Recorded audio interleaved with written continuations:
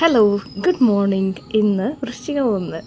അപ്പോൾ ഞങ്ങളെല്ലാവരും കൂടെ അമ്മയും ഞാനും ശിശുപാടനും സൂട്ടും എല്ലാവരും കൂടെ ഇവിടെ നമ്മുടെ കുടുംബക്ഷേത്രമുണ്ട്, കിഴക്കങ്കര ഭഗവതി ക്ഷേത്രം.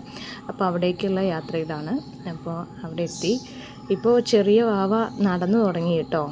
അപ്പോൾ അതിൻ്റെ ഒരു സന്തോഷമുണ്ട് ആളുടെ മുഖത്ത്.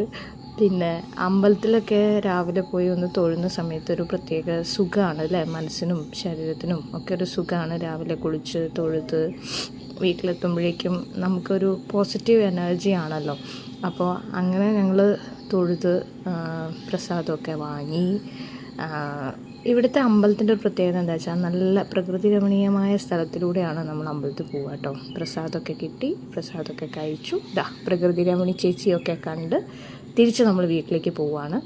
അപ്പോൾ അടുത്തൊരു വ്ളോഗിലൂടെ നമുക്ക് വീണ്ടും കാണാം. Bye, take care, love you, പൊന്നു.